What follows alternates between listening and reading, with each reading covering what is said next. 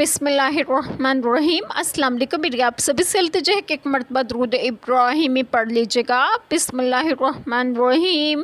اللہم صلی علی محمد وعلی آل محمد کما صلیت علی ابراہیم وعلی آل ابراہیم انک حمید مجید۔ اللہم بارک علی محمد وعلی آل محمد کما بارکت علی ابراہیم وعلی آل ابراہیم انک حمید مجید۔ بسم اللہ الرحمن الرحیم۔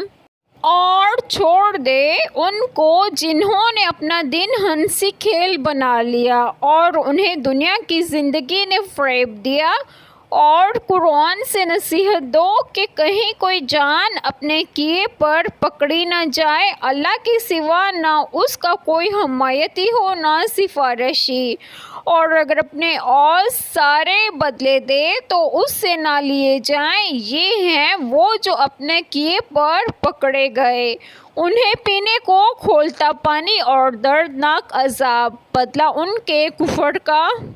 بسم اللہ الرحمن الرحیم۔ آج جو بات میں آپ لوگوں سے ڈسکس کروں گی وہ یہ ہے کہ اس آیت کریمہ میں ہے کہ اور چھوڑ دے ان کو جنہوں نے اپنا دین ہنسی کھیل بنا لیا اور انہیں دنیا کی زندگی نے فریب دیا، اور قرآن سے نصیحت دو اور احکام شرع بتاؤ کہ کہیں کوئی جان اپنے کیے پر پکڑی نہ جائے اور اپنے جرائم کے سبب عذاب جہنم میں گرفتار نہ ہو۔ اللہ تعالیٰ کے سوا نہ اس کا کوئی حمایتی ہو نہ سفارشی، اور اگر اپنے اور سارے بدلے دے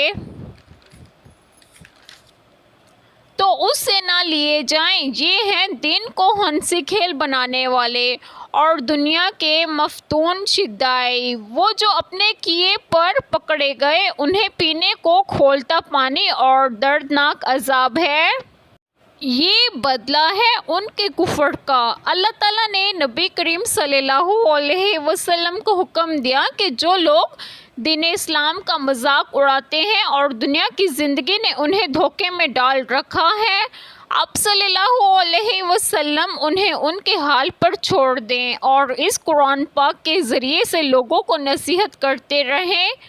ایسا نہ ہو کہ کوئی شخص اپنے برے اعمال کی وجہ سے جو اس نے کمائے ہلاک کر دیا جائے، پھر آخرت میں اس کے چھوٹنے کی کوئی صورت ہی نہ رہے، کیونکہ اللہ تعالیٰ کے سوا نہ ان کا کوئی حمایتی ہوگا اور نہ کوئی سفارش کرنے والا، اور وہ کوئی بھی فدیہ دیں ان سے قبول نہیں کیا جائے گا۔ یہ وہ لوگ ہیں جو اپنی کمائی اور بد اعمال کی وجہ سے ہلاک کر دیے گئے، ان کے پینے کے لیے سخت گرم پانی ہوگا اور ان کے کفر کی وجہ سے ان کے لیے دردناک عذاب ہوگا۔ آپ دیکھیں سورۃ بقرہ آیت کریمہ 48۔